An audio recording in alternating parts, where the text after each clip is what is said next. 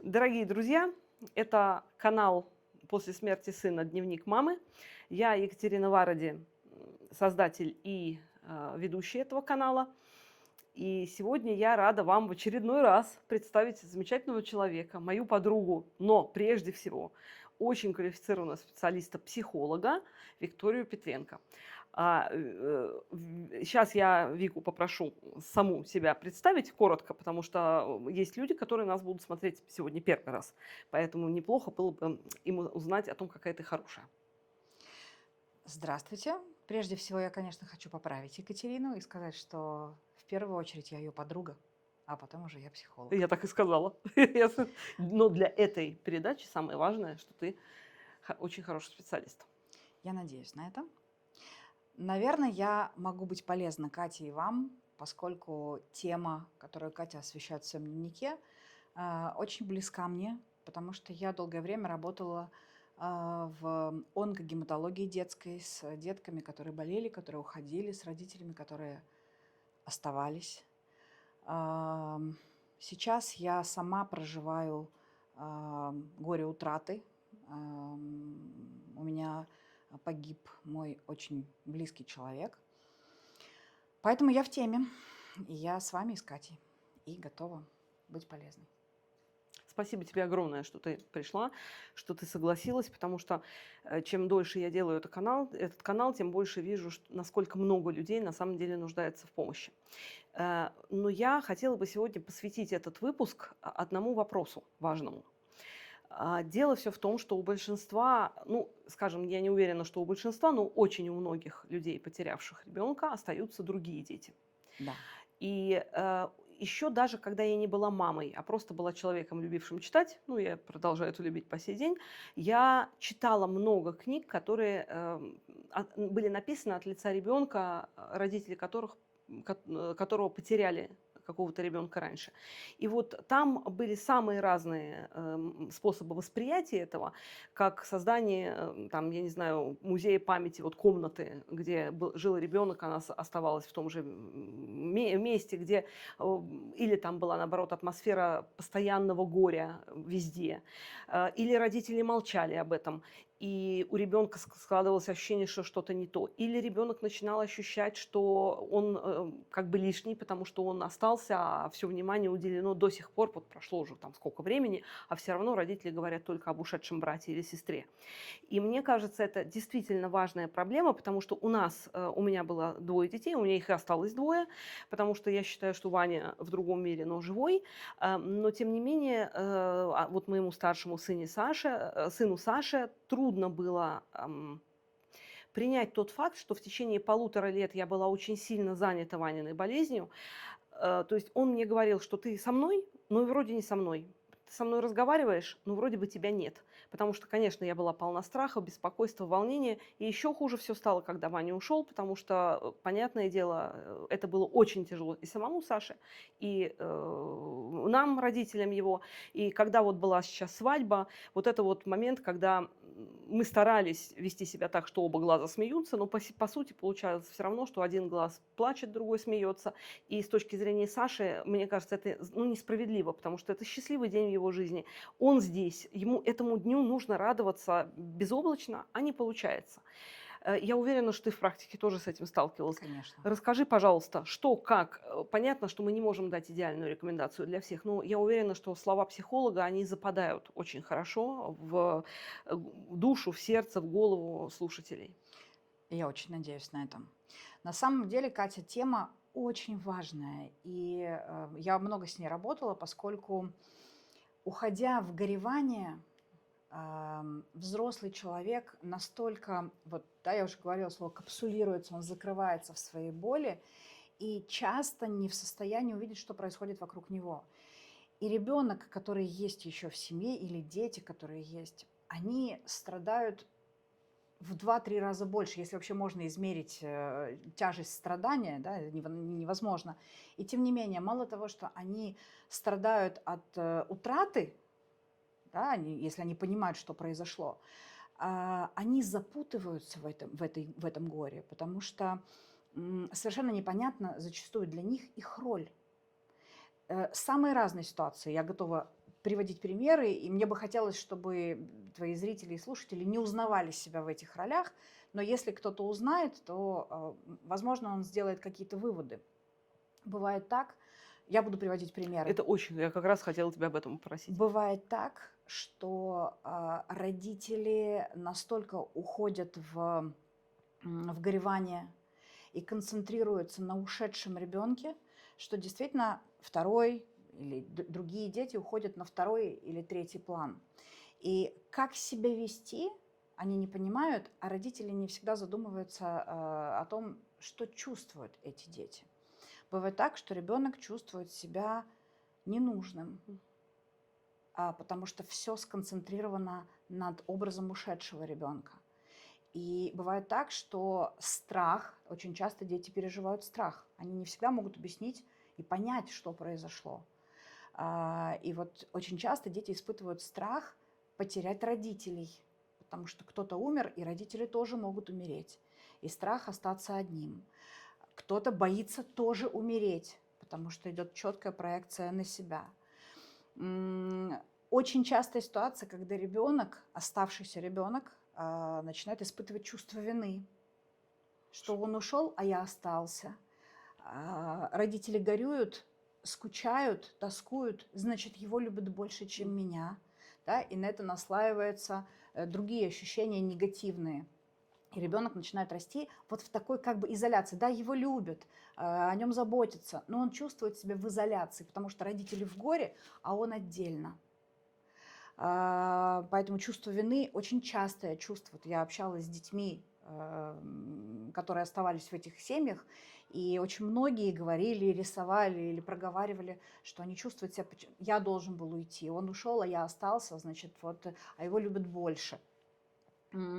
Бывает так, что ребенка, который остался, пытаются, ну, не то чтобы заменить, но, скажем, компенсировать. Да, и тогда очень сильно сгущается и включается гиперопека, гиперконтроль над ребенком. И тогда ребенок чувствует себя просто, ну, не задушенным, но очень сильно в цепких руках родительской боли. То есть ребенок может испытывать самые разные чувства, очень сильно некомфортные, не просто дискомфортные, а очень сильно некомфортные для себя и очень болезненные. И ребенок не всегда понимает, как ему быть. Потому что не всегда родители готовы проговорить свои чувства. Вот мы с тобой много об этом говорим, да, о том, что нужно проговаривать, нужно позволять себе плакать. А бывает так, что родители, они боятся напугать ребенка своими слезами и пытаются при нем не выражать никаких чувств. Бывает наоборот. Родители не могут сдержаться, они бесконечно плачут, причитают, страдают, и ребенок начинает захлебываться в этом страдании. Поэтому очень важно проговаривать с ребенком. В зависимости от возраста, от степени готовности воспринимать информацию, естественно, говорить нужно на разном языке с детьми разного возраста. Но говорить, объяснять, позволить ребенку горевать вместе с собой, давать больше тактильности. Да, это мы уже переходим от ситуации к конкретным, возможно, каким-то рекомендациям. Быть с ребенком, не забывать, что тот ребенок, который остался, он очень нуждается в своих родителях. И в этот момент, возможно, даже больше, чем раньше. Поэтому проживать боль вместе с ним.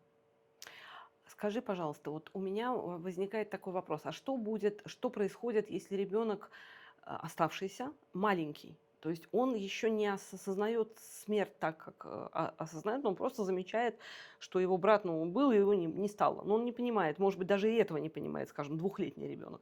Тем не менее, он хлебает горе полной ложкой, потому что родитель, естественно, находится в плохом состоянии. Объяснить этому ребенку, наверное, еще сложно, ну, если говорить там о возрасте год-два.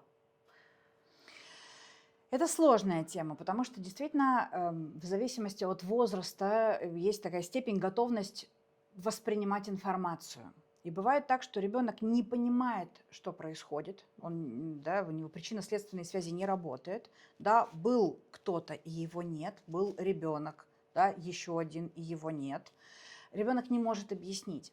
И родители очень часто не пытаются объяснить, но уже пугают своим гореванием, да, от того, что они плачут, от того, что дети прекрасно чувствуют атмосферу, которая вокруг них происходит. Я не могу сказать тебе, вот нужно посадить ребенка и начать ему говорить о том, что твой братик или сестричка умер, он больше не придет. Не каждый ребенок способен это понять. Да. Но то, что не нужно ребенка обманывать, да, если есть возможность, если вы понимаете, что ребенок, он не понимает, вот все, что вы сейчас будете говорить, может его напугать, но он не поймет, э, подумайте о том, как ваш ребенок готов воспринимать. Если он готов, если ему возможно сказать о том, что он умер, его нет с нами, он не придет сегодня, да, и дальше, но есть мы, да, есть всегда слово, запятая, но есть мы тебя очень любим.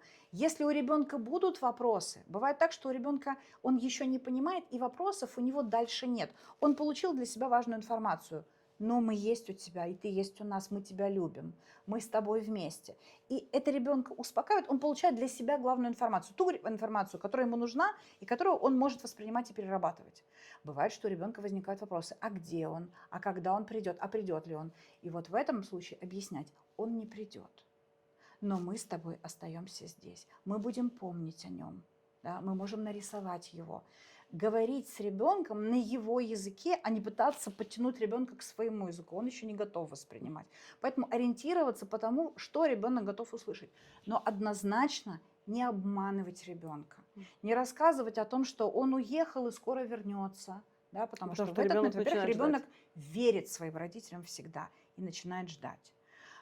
Что он на небе за облачком сидит. Тогда ребенок начинает смотреть на небо и искать того, кто сидит за облачком. И я много работала с такими детьми, и очень тяжело потом переформатировать их восприятие.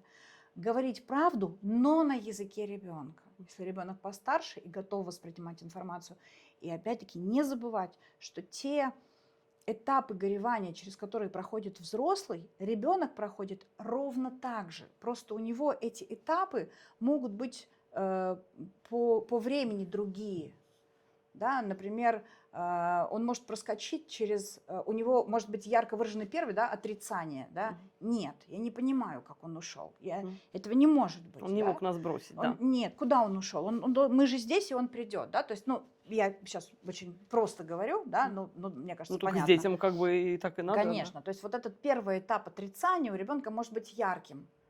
Да? А момент гнева меньше или момент торга, который у взрослых присутствует, а у ребенка он не торгуется с мирозданием и с Богом, и не предлагает ему, верни его, я буду хорошим мальчиком. Вот этот этап, он может быть у более взрослых детей, да? Вот этот момент торга. И момент принятия у ребенка может произойти гораздо быстрее, чем у взрослого, да? Потому что у взрослого перед этапом принятия происходит этап депрессии, через который проходит каждый взрослый. Ребенок это может проскочить. Вот этого отчаяния, да, и безнадёги. У ребенка он может быть минимизированный, если родители помогут ему в этом. Это действительно очень сложная история, потому что, во-первых, мне говорит об этом и опыт матери, и опыт преподавателя вот в церковной школе. Я вижу, настолько разные все дети, в разном возрасте они начинают осознавать разные вещи, и плюс еще есть же очень впечатлительные дети. Конечно. И ты никогда не знаешь, как у тебя преломится, вернее, у него преломится то, что ты ему сказал. И это выясняется потом уже во взрослом возрасте, когда ты узнаешь, что твое слово воспринялось вообще не так, как ты предполагал. И еще очень такой, мне кажется, важный момент, что, по крайней мере, я на своих детях или на обоих это поняла, это не касается ухода, а в целом. Ребенку мало сказать один раз. Ему нужно повторять одно и то же постоянно, потому что, вот, например, с Ваней, у нас даже вот он взрослый, 20-21 год был, вот мы с ним ссорились по поводу какой-то мелочи, и я на него сердилась. И он мне говорил: ты что, меня совсем не любишь? Или потом заканчивалась ссора, он говорит: мама, ты же меня любишь. И сколько бы раз, вот каждый день я ему объясняла: Ванечка, моя любовь к тебе безусловна.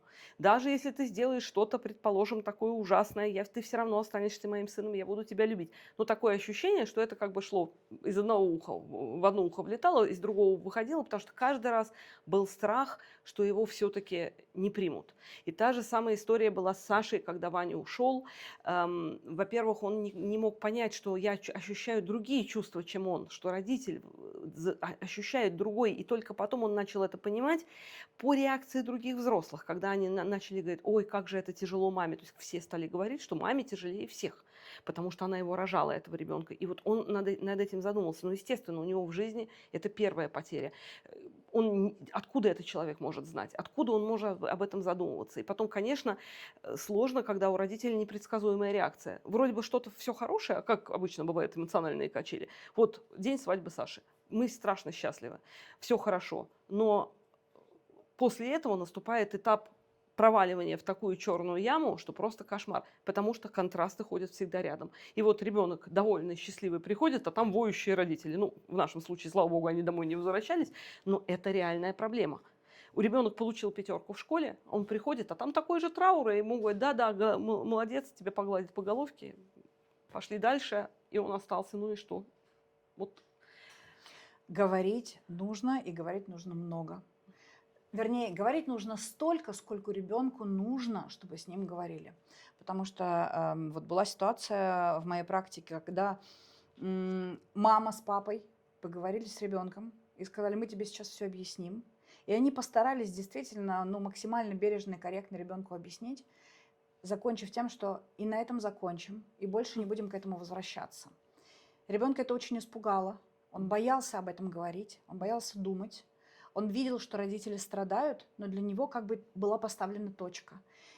Прожить дальше с родителями он этого не мог. И дальше на это стало наслаиваться следующее. Например, то, что, безусловно, мы идеализируем тех, кто уходит.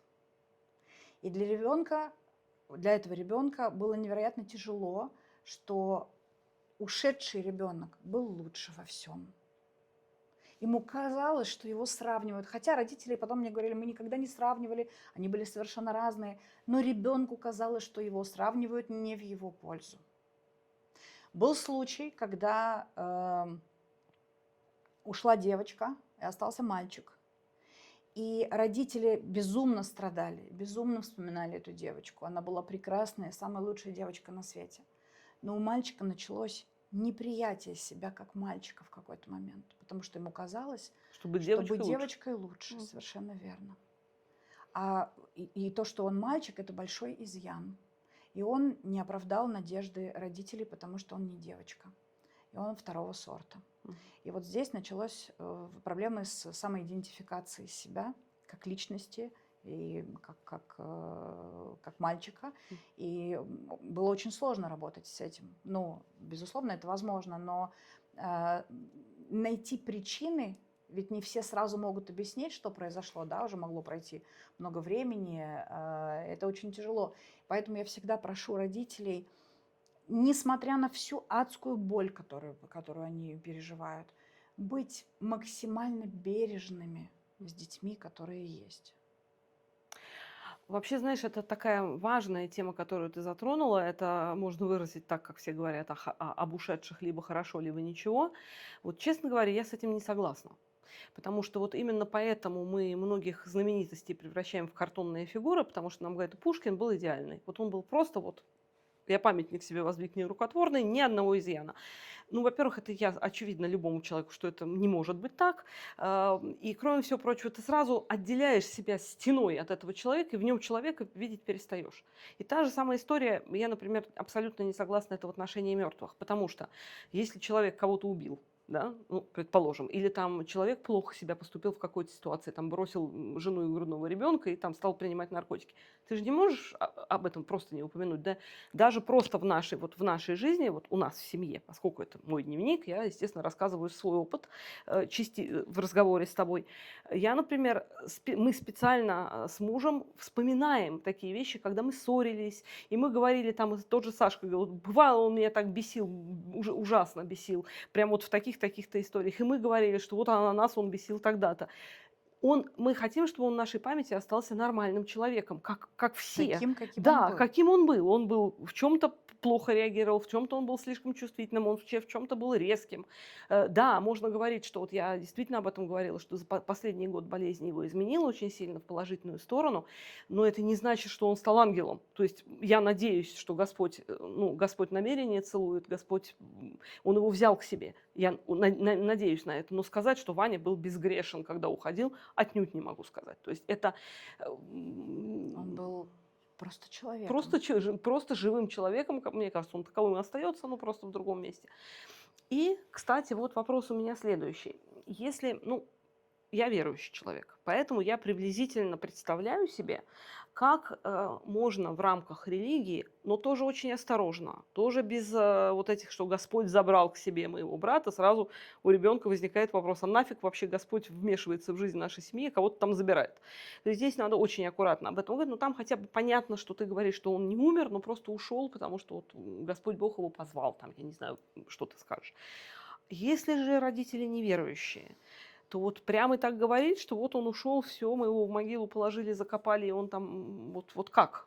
Потому что я так понимаю, что из моих слушателей все-таки многие не верующие, либо там не воцерковленные, то есть у которых, скажем, религия не стоит на главном месте в семье. Ты знаешь, я считаю, что слово «ушел» в общении с ребенком вообще неправильное. Мгм. Потому что дети воспринимают буквально. Ушел – это взял и ушел своими ногами. Мгм. А честное слово «умер». Мгм. И если мы ребенка правильно объясняем ему про жизнь и смерть, про этапы жизни и смерть как условия жизни, просто у каждого свой час. Мы делаем все для того, чтобы уйти позже, если мы можем сделать так, да, чтобы успеть сделать все дела, которые мы запланировали, добрые дела. Если мы начинаем об этом рассказывать ребенку, не пугая его, опять-таки по мере его вырастания, по мере его восприятия, и об ушедшем, как в нашем понимании ушедшем, да, мы пытаемся избежать слова «умер», мы его боимся. Мгм. Но боимся, потому что нас не научили в свое время. Но я знаю детей, которых научили, и которые к слову «умер» относятся спокойно. И когда умирает курочка у бабушки на даче, они не говорят «курочка ушла». Ну да. И если умерла собака в доме от старости, и она была при ребенке, не говорят «собачка ушла», говорят «собачка умерла». Но в отношении людей мы очень боимся этого слова. И пытаемся, раз мы сами боимся, мы пытаемся оградить. Да? Вот есть такие слова, которые мы стараемся не употреблять. Вот очень многие люди боятся слова «рак». Да? Они любой ценой как будто бы... Я спрашивала часто людей, почему вы не называете? Ну, мы боимся прикоснуться, как будто бы притянуть это к себе. Да, воспринимают даже Лучше как мы вообще заразных. Да. не прикасаться. Но я считаю, что это неправильно. Но опять-таки, это для меня неправильно. Я ни в коем случае никому не диктую. И для меня это неправильно, а для кого-то, возможно, это правильно. Да? Все очень индивидуально. Но на мой взгляд, обычного психолога, это не очень честно. И если мы хотим ребенка научить правильно воспринимать все, что происходит в нашей жизни, и подготовить его к жизни, чтобы он не боялся и правильно все воспринимал, то нужно учить тем словам, которые есть в нашей жизни. Если человек умер, мы об этом говорим, но объясняем, что такое умер. Да, ты права, верующему человеку легче объяснить. Да? Он умер, и он перешел в другой мир. Да, и придет время, и через какое-то количество времени, когда Господь нам даст сигнал, мы перейдем и встретимся, например. Да, у каждого по-своему. В каждой религии, возможно, есть свое объяснение этому. Если люди верят во что-то свое, то они смогут объяснить согласно тому, как они это видят. Но очень важно помнить, что ребенка нужно не испугать. Ребенку нужно объяснить, а не запутать еще больше. Вот фраза «он уехал очень далеко», и когда это обман, он не уехал, и он не ушел своими ногами. Да? Искать, к сожалению, вот да, мы часто с тобой говорим о том, что ну какой-то бы совет, вот Да, чтобы да, вылечил нету меня, такого, какую-то розовую таблетку или зеленую, которая помогла бы как мне, бы я или нажми на вот порадовалась. эту точку. Я рада была бы это сделать. Но нет универсального совета. То есть универсальный совет.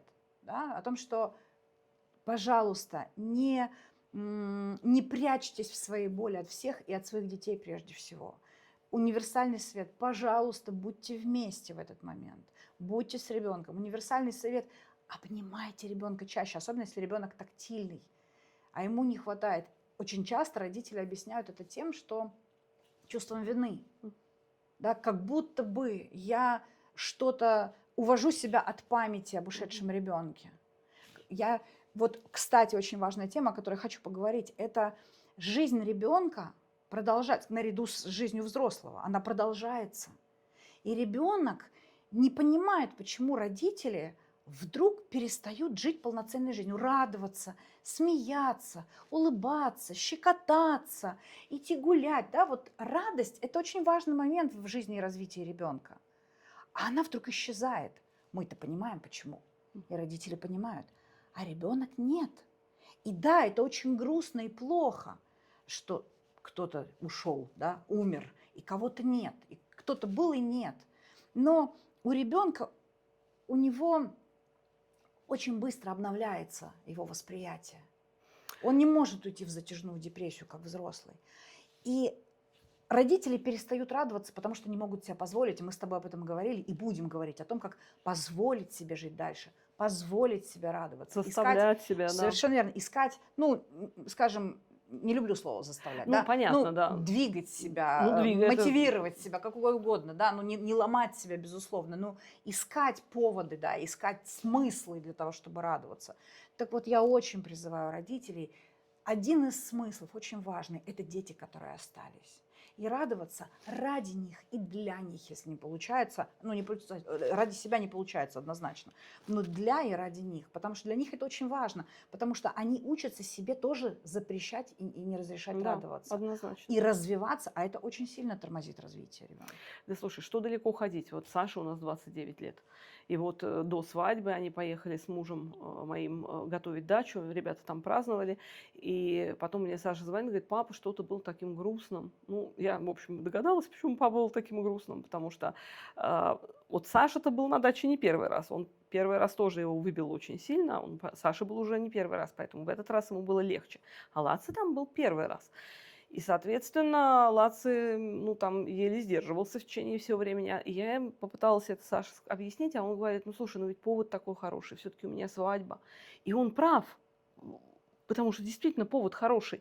Я попыталась объяснить, конечно, что повод хороший, папа, безусловно, этому радуется, но, к сожалению, вот когда такая свежая потеря, ты не можешь радоваться в том объеме, в каком сам бы хотел. Конечно. Вот ты бы сам хотел. И я все время себе, как раз во вчерашнем выпуске, я говорю, ребята, ищите поводы для радости. Давайте в моменты счастья не говорить себе, да, все хорошо, но. Давайте не будем говорить, Саша женился, это здорово, но Вани с нами не было. Давайте говорить, Саша женился, все было хорошо. И Ванька нам радовался с небес. И он тоже радовался вместе. То есть совсем другая эмоциональная окраска. Абсолютно верно. Этого. Давайте поменяем местами части предложения. Ваня ушел.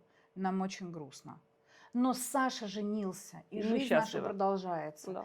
И жизнь и Ваня продолжится, да, потому что у Саши родятся дети, и они обязательно будут похожи на Ваню. Да. Потому что вы все очень похожи, я знаю. Так вот очень интересный будет факт, конечно. Нет, потому что он будет похож на Сашу, но Саша с Ваней похожи. Вот посмотрим, как Саша справится с Ваней, с маленьким Ваней в своей семье. Я знаю, что Ваня передаст привет через ребенка. Да, Саша, держись. Да. Но на самом деле это очень важно, что жизнь оставшегося ребенка или остающегося ребенка, она продолжается во всех проявлениях. Ребенок растет, и ребенок делает успехи, ребенок радуется. И очень важно это замечать, и идти вместе с ребенком, и радоваться. Мы никак не умаляем любовь к ушедшему, мы никак не нарушаем эту скорбь по ушедшему. Но живой ребенок продолжает расти. И мы должны радоваться вместе с ним для него. Это очень важно. Вот это, знаешь, такая сложная история, потому что есть дети, которые адекватно чувствительные. Есть дети, которые, как вот мои дети, они совершенно неадекватно чувствительные. То есть обоим из моих детей было достаточно просто... Вот такое ощущение, что они как собаки. Вот собака же, они, мне кажется, ловят волны волны излучения Считывают. считывают мозг. То есть ты только подумал, а собака уже пошла делать. То есть ты еще не сказал, даже рот не открыл. И вот у меня такая же история. Вот мы могли разговаривать с Ваней о чем-то, и у меня на секунду мысль куда-то отошла, он говорит: о чем ты думаешь? Ты сейчас думаешь не об этом. То есть сразу же. Поэтому в этой ситуации, когда вот сейчас Ваня ушел, и понятно, что ты полноценно не бывает, ты стараешься, ты ищешь. И я действительно, вот ты сама свидетель, мы с тобой стараемся найти счастье и радость во всем. Вот ходить везде, сколько мы смеялись, у нас болели животы. Но все равно это не то безоблачное счастье, как было раньше. Пока, по крайней мере. Да. И вот Саша это прекрасно считывает. Вот ты можешь улыбаться, ты можешь ему говорить и действительно чувствовать с ним эту радость, но все равно эту печаль он улавливает. Да, он улавливает. И именно поэтому нужно помнить о том, что Саша есть. И его значение для тебя ничуть не меньше, Это вообще чем нет, Ваня. вообще нет. И он не должен чувствовать, что вы настолько сконцентрированы на Ване, Да, что и он наоборот, что мы не настолько сконцентрированы теперь на нем, что он не может себе вздохнуть. Потому что когда остается один Вот, ребенок, мы об вот этом и это тот говорим, самый что, момент, конечно, да. мы настолько, да, мы можем сфокусироваться на том, который остался, пытаться компенсировать отсутствие другого ребенка. Ну, у нас в Безусловная семье боль. тоже пример есть, потому что как только у нас ушел Ваня, муж стал активно заботиться о безопасности Саши. То есть таким образом... Напугав просто уже и Сашу, Да, и так, которому не сладко. да. Вот здесь очень важно быть бережным и попытаться почувствовать друг друга. Это очень сложно, но с Очень другой сложно. стороны, это просто, если мы любим друг друга, если мы дорожим друг другом, то это не так сложно, как может показаться. Скажи мне, пожалуйста, вопрос такой у меня. А, в как...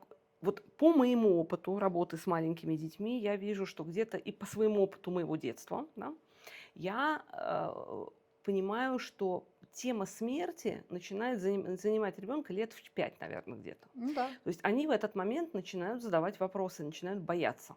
Вот про себя я совершенно точно помню, что мне лет в 5 начали сниться страшные сны.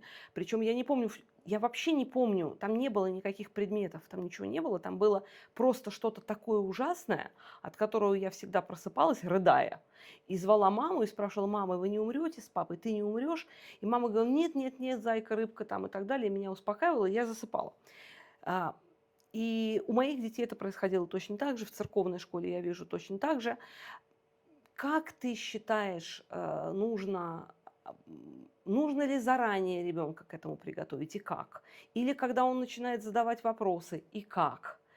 Еще никто не уходил от тебя в семье, еще мы не говорим о том, что у тебя потери. Но как бы заранее ребенку хорошо бы объяснить, что такое смерть, чтобы его это не оглаушило вдруг там в какой-то момент жизни. Я считаю, что говорить с ребенком нужно по запросу. Да? То есть, когда у ребенка возникает интерес и появляется вопрос. А готовить его я считаю, не нужно. Потому что если ребенок не задал вопрос, то потребности получить ответ у него нет. Зачем мы начинаем в него впихивать информацию, которую он не факт, что может вообще принять и переработать? Ну смотри, тут такой момент, что, к примеру, вопросы о половой жизни лучше обговаривать до конкретного запроса, потому что очень часто запрос возникает, когда ему соседский мальчик рассказал такое, что потом ты из него не... Вот у нас такое было. Там друг, приятель рассказал рано, друг был старше, мой ребенок был младше, ему там он наговорил такого, что у меня волосы встали дыбом, и я потом очень долго расхлебывала, потому что меня вот так приперли как к стенке и стали задавать вопросы в лоб, к чему я была совершенно не готова, естественно, плюс там было так все прямо оформлено, вот все эти вопросы, что ты как бы пытаешься же с ребенком по мере возраста говорить, а там уже было другое. То есть мне кажется, что вот там надо немножко предварять соседских мальчишек. Ты знаешь, сейчас есть очень много литературы детской, которую Подсовываешь. нет, не подсовывать, а читать вместе с Мгм. ним. Ну, потому что ребенку может быть 5 лет, Ну да, да. а мы можем рассказы читать и объяснять, и Мгм. задавать вопросы ребенка, чтобы понимать, насколько он понял или нет. Безусловно, о смерти нужно говорить, но один ребенок в 4 года готов, а другой в 5 еще нет. Но нам не обязательно начинать говорить о смерти на примере людей. Есть очень много примеров, да, есть пример цветка, который вырос, отцвел и умер. Мгм. Бабочка, которая, да, Живет один проходит день, да. один день, да, но при этом один день в нашем понимании мало, а в Да, нее это целая жизнь, да. да, и она проходит разные этапы. От куколки, да, там, Поэтому мы можем об этом говорить, и мы можем готовить ребенка на других примерах, не на примере человека, потому что рассказать о том, что человек умер, его закопали в землю, и на этом все закончилось, ну, можно представить, какую травму мы нанесем ребенку в этот Это момент. да. Ну, это, надо сказать, и взрослые, и верующие люди тоже переживают очень тяжело. Потому что я именно поэтому, например, не согласилась на том, чтобы привести Ваню в гробу, потому что я понимала, что мои близкие этого не все не выдержат, то есть бабушки с дедушкой. Мы это выдержали, но это было очень нелегко. А вот этот момент еще перевозки, слушайте, ребята, может быть, церковь предпочитает, чтобы хоронили в гробах, но потом, опять же, совершенно другая. Вот я читала книгу замечательной женщины, жены отца Федора, по-моему, отца Федора Соколова, матушки. Они жили в деревне, и вот тоже как складывается жизнь. Когда-то мы с родителями отдыхали в санатории «Русский лес» и вышли к совершенно замечательному храму. Он был такой очень светлый, серебряный с голубым, окон много, очень много света. Он был совершенно сказочным. Вот мы тогда вообще не были верующими. Вообще даже просто не ходили ни по церквям и ничего. Но вот эту церковь и настроение там я запомнила на всю жизнь. Я была маленькая, я была, наверное, в классе в 5. И спустя много лет я читаю ее книгу и выясняю, что в течение многих лет в этом храме служил вот ее муж. И там все было по-простому, как было раньше всегда. Умерших возили в церковь, там отпевали, там стояли иногда, вот как мама у меня вспоминает, открытые гробы несколько, и были службы. И дети, которые выросли в этом, они этого настолько не боялись, что матушка рассказывала о том, что она увидела один раз в окно, как, значит, по-моему, не в гробу, а в какой-то коробке, в корыте, по-моему, несли одного ребенка, за ним шло шествие, они его отпевали. И когда мама спросила, что вы делаете, говорю, в похороны играем. И мама была большим молодцом, потому что мама не сказала, нет, что вы, такого нельзя играть. Она отреагировала, ну, играйте. А как вы определяете, кто помер? А мы, говорит, меняемся. Сначала один, то есть все на роль покойника вызывались. И таким образом дети, это органическое врастание вот в эту тему, когда ты видишь, что к этому все относятся нормально. Ну, когда, знаешь, старики раньше покупали себе гроб, откладывали узелок и дети жили в этом, они видели, что это часть жизни. А Совершенно сейчас, верно. конечно, Ну, у нас другие дети, они живут в других условиях. да. Тогда действительно смерть была настолько близко и воспринималась естественно. Не знаю, что все хотели Ну, умирать нет, ну, или не понятно. страдали, не горевали. И страдали, и горевали. Но это было по-другому. И дети были адаптированы к тем условиям, в которых мы жили. Поэтому и ну, вот нашему современному ребенку курочки отруби голову, На да, а потом глазах, да. общипай, а потом отправь в суп, И да, потом будет ли он ее есть когда-либо, да. ну, то есть это было совершенно, я не скажу нормально, было по-другому, это было по-другому. Я хочу тебе сказать по поводу, вспомнила, восприятия. Моя первое, наверное, столкновение или встреча со смертью была тогда, когда у нас была прекрасная соседка, она работала на кладбище. В Одессе есть Таировское кладбище, она там работала всю жизнь, следила за могилами. Ну, в общем, как сотрудник кладбища, у нее были свои функции. Естественно, она к смерти относилась, ну, как к естественному процессу. Она Часть была работы. простая, совершенно очаровательная, чудесная женщина из Одесской области. Она приехала в Одессу, подымала детей. Я дружила с ее дочкой, мы были подружками. Естественно, мы много времени, мы через стенку жили друг от друга и много времени проводили друг у друга. И однажды, когда я была вот у своей подружки, что-то там мы играли с ней, она меня позвала, говорит, ой, хочешь, тебе покажу, смотри. И начала мне показывать альбом с фотографиями. И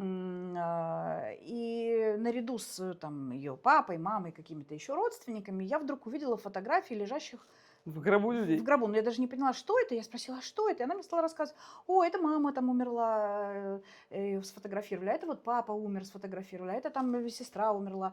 И она мне стала показывать усопших в гробах сфотографированы, потому что, оказывается, я не знала, что это было нормально. Это сохраняли на память не только фотографии живых, но и мертвых. Я не очень понимаю, зачем, но так было принято. На меня это произвело какое-то совершенно дикое впечатление. Я была напугана жутко. Но мне было лет, наверное, не знаю, 8, 9, 10, Ну, не вообще больше. да могу себе представить. Я вот это тот случай, когда со мной не говорили родители, и Бог миловал меня сталкиваться с никто как-то до этого момента не умер в нашей семье, и никогда тема смерти не звучала, кроме как в фильмах, в Ну да. книгах, в искусстве. И меня это напугало очень сильно. И напугало настолько, что я даже почему-то не могла...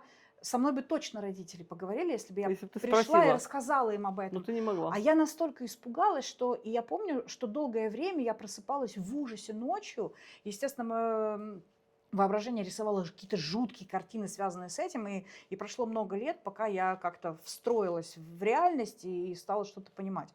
Сама, наверное. Поэтому это к вопросу, к чему я рассказываю? К вопросу о готовности Да. воспринимать, как мы подаем информацию, в каком возрасте.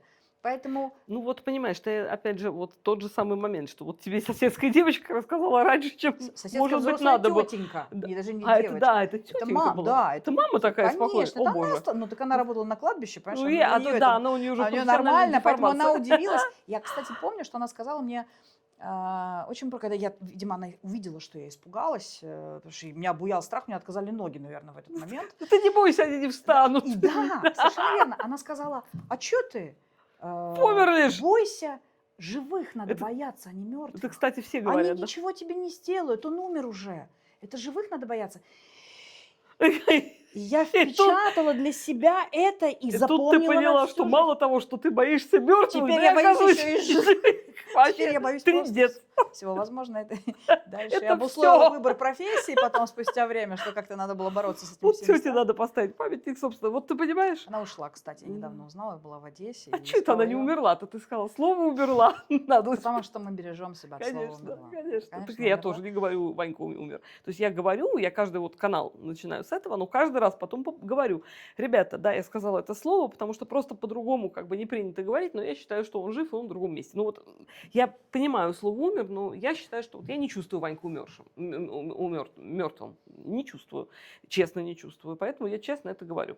И, кстати, вот к вопросу о фотографиях, я тоже недавно прочитала и узнала, и увидела такие фотографии, что, оказывается, не скажу в каком веке, ну типа 19-й точно, может быть, даже я не помню, когда фотографию изобрели, к моему стыду, но практиковалось такое, что когда умирал ребенок, делали семейное фото с покойником, которого обрежали Да, как да, да. живого. И я читала конкретно воспоминания одного ребенка, который, кстати, на него это не произвело никакого впечатления, просто писал, что ему вот не хотелось вот фотографировать, что-то вообще не понимал, зачем это надо. Тут лежит, не шевелится, и вообще его там ставили. Ну, но для меня, Да-да-да. на меня, я уже была взрослым человеком, я верующий человек, то есть я понимаю, что происходит, но на меня это произвело такое безумное впечатление, то есть я ходила Согласна, прям да. под впечатлением очень долго и представляла себе какой-то кошмар.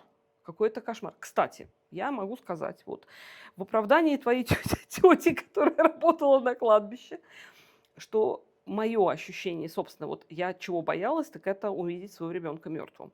Я не увидела вообще никакого страха. Вот там страха по отношению к мертвому телу своего ребенка вообще не было никакого. Не было ни отвращения, не было то есть это остался мой ребенок. Даже я не в тот момент, ну понятно, ты в шоке находишься. То есть я поняла, что его душа ушла, что это его тело, но оно осталось моим родным телом. То есть это совершенно не то, что вот тебе страшно его целовать. Да ты его будешь целовать и зацеловывать что угодно. То есть вот я думаю, что люди, которые работают в этой отрасли, они к этому действительно относятся вот очень с достоинством. То есть это обычная часть жизни, которую нужно обеспечить достойный уход человека, достойный уход человека. И меня абсолютно поразило, я, наверное, расскажу об этом в отдельном выпуске, как общались с нами вот в Германии похоронное агентство. Я еще думаю, мы туда едем, и там агентство Мюллер очень известное на протяжении многих поколений. И мы как раз едем и говорим, думаю, боже мой, как же могут жить эти люди? Ну, то есть, ну, несколькими поколениями заведовать похоронным агентством, то есть вот ты рождаешься, и с детства ты понимаешь, что тебе это предстоит. И там нас принимала как раз Сандра Мюллер, то есть дочка, я не знаю, которое было это поколение, вот уже там, по-моему, лет 150 они работают.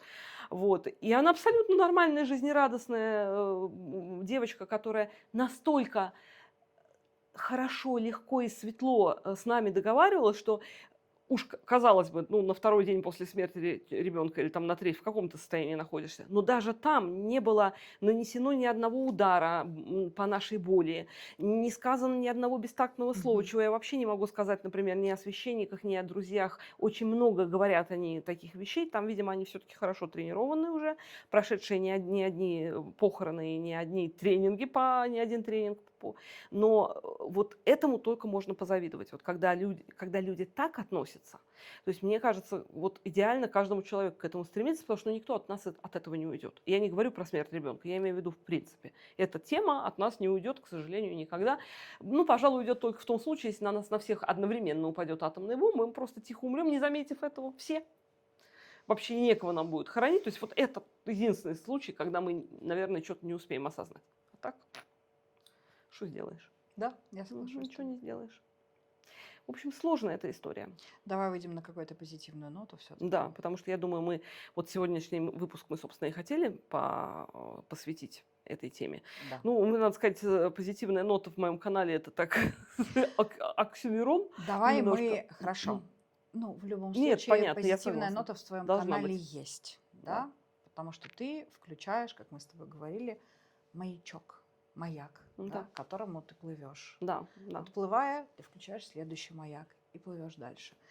И вот здесь, так как мы говорим о детях, которые остались, и нам очень важно, чтобы дети были счастливыми, несмотря на ту боль, которая есть в семье, вопреки всем событиям, которые происходят. Мы хотим, чтобы наши дети были счастливы. И для этого нам нужно выходить из вот этого тьмы болевой, да, или тьмы, выходить к детям и вести, и вместе с ними идти в свет. Помнить о том, что они не несут ответственность за то, что кто-то ушел, за то, что они не должны на себе тащить эту боль дополнительную. Можно вопрос? Да? Не обсудили.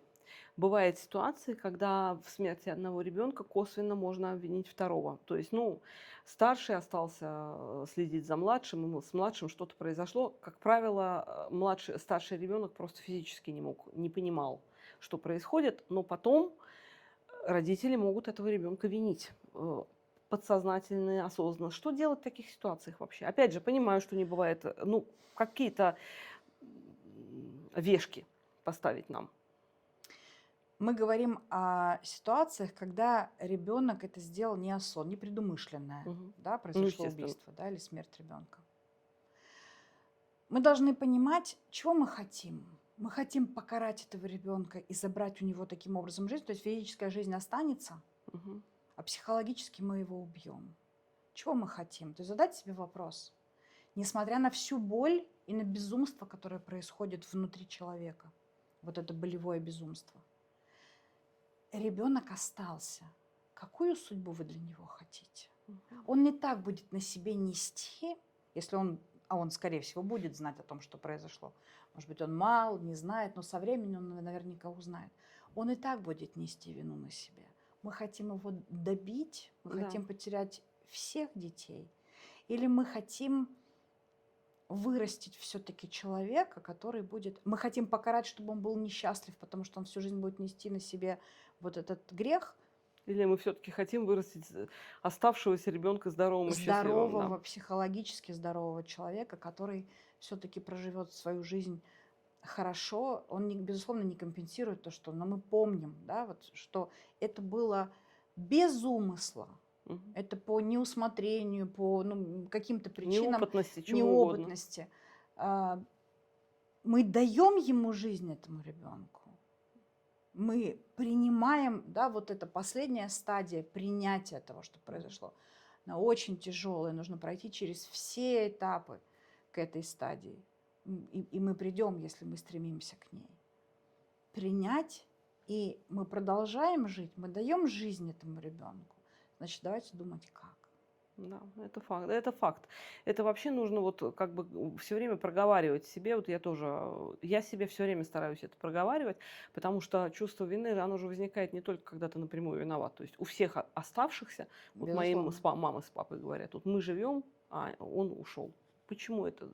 Мы не должны, мы лучше бы мы ушли. То есть вот эта вот вина, что я старая, я живу, Она а есть и молодой на ушел, она мне, и на есть на тебе, и на всех, всех абсолютно. оставшихся есть это Да, чувство вины. поэтому главное это момент, который, ну, мне очень помогает. Это вот я не устаю повторять момент с Харлетт О'Харой, который говорит, если вдруг тебя накрывает, ты говоришь, я не буду думать об этом сегодня, мне некогда, а вот завтра я об этом подумаю. Приходит завтра, и уже другое настроение, ты не думаешь. И плюс постоянно себе задавать вопрос, чего я хочу? Я хочу жить. Я Совершенно хочу верно. воспитывать своих внуков, помогать воспитывать своих внуков, чтобы не испугалась жена моего сына, помогать, если по потребности, помогать своим внукам, жить, делать свои проекты, быть хорошей женой своему мужу, хорошей дочерью своим родителям, хорошей хозяйкой для Джека. То есть вот это все возможно только в том случае, если я научусь жить эту жизнь так, как мне выпало. Совершенно верно. Часто, да, вот могут зрители тебе сказать, зрители, которые находятся сейчас вот в остром, в пике горевания, да, которые Мгм. говорят, я не хочу жить, Мгм. я не понимаю жить, как жить без своего ребенка, я не хочу жить. И вот в этом случае подумать о том, что рядом есть люди, которым вы нужны. Да, да. Если у вас есть ваши близкие, которым вы нужны, начать жить для них, Мгм. ради них. Хотя в обычной жизни мы так, да, психологи не говорят, да, М. живите, все-таки ориентируйтесь на самого себя, Да, мы говорим, да. ну Но да. это совершенно другая история. М. И вот здесь, для того, чтобы вытянуть себя, давайте жить для того, кому мы нужны, для наших близких. И вот через это мы сможем осилить дорогу, осилить идущие. Если мы будем идти так, мы сможем осилить этот путь. Ну, еще для меня, например, очень важен момент, что мне очень хочется, ну, с учетом моих убеждений, мне очень хочется, чтобы мой сын мной гордился. И я совершенно точно знаю, что по характеру Ваньки, что он бы не хотел и никогда бы не хотел, чтобы я плакала долго и переживала из-за него. Это было, когда он болел, и когда он видел, что я плачу. Он мне говорил, мама, ты что? Это такая ерунда, как ты можешь плакать из-за меня? Это вообще, то есть он совершенно точно в кошмарном сне видел бы только то, что я вот горюю. Поэтому я пытаюсь себя, вот да, ты не любишь это слово, но тут пытаешься себя заставить думать о нем. Вот. Я не хочу, чтобы он там грустил. Он вот там на меня смотрит, а помочь не может. Каково ему? Вот это мне тоже помогает. Нет, это очень хорошо, если ты можешь, и тоже, если люди могут ориентироваться на то, как любил или как не любил ушедший человек, Мгм. да, если для него это было болезненно видеть слезы, то постараться, да, не в память о нем Да, не да. плакать. Если мы можем сделать что-то в память о человеке, и нас это двигает вперед. Да, очень многие, мы с тобой говорили, что очень многие родители в память об ушедших детях создают благотворительные фонды, открывают реабилитационные Да. центры, да, в память, или пытаются осуществить мечту, которую ребенок не смог осуществить. Да? У меня был мальчик, который умер, он безумно любил футбол, М. и он очень хотел быть футболистом. Он не смог стать футболистом, он не дорос до этого момента. Но его папа стал вкладывать в детскую футбольную команду, он какую-то премию или приз какой-то в память о мальчике. То есть он стал вкладывать, как бы продлевая и пытаясь воплотить мечту. Да, он не стал футболистом, но он так любил футбол, что папа, который, кстати, по-моему, был равнодушен к футболу, по-моему, он любил хоккей, но он стал любить Мгм. футбол в память о мальчике. Если мы можем что-то сделать в память, прекрасно. Но бывает так, что не получается, что так тонешь в боли, что вот в память не получается. И вот в этом случае я тогда прошу вспомнить о живых, которые есть рядом с вами и которым очень вы нужны. Вот для них и ради них. А если получится в память, то обязательно в память. А можно и так, и так. В идеале и так, и так. Вообще в идеале делать так, как человеку легче. Да, безусловно. Нет четкого канона. Вот только Только пункт так и первый. только в этот день, и Это тогда, потом да. получится, переходим ко второму. Как вам легче, ну, просто спасаясь, да, от собственной боли, помните о том, что рядом есть люди, которые сами спастись не могут. Эти люди Мгм. называются дети. Да. И вот тут помочь им. Что сказать? Вот, по-моему, это та самая позитивная нота, Да. на которой мы заканчиваем наш выпуск. И, Вика, огромное тебе спасибо. Ну, ты знаешь, что для меня всегда общение с тобой – это просто животворящий источник, животворный такой. И И это я очень взаимно. надеюсь, что, ребята, для вас это тоже явилось помощью. на какой бы стадии вы ни находились, потому что даже если вы не сможете на это отреагировать сразу, но совершенно точно это начнет работать. Работать, работать, работать постепенно. Огромное спасибо тебе, что ты пришла еще раз. Спасибо. И огромное спасибо всем, кто были с нами, за то, что они есть, за то, что мы все вместе пытаемся пробиться к свету. Мы есть и будем есть.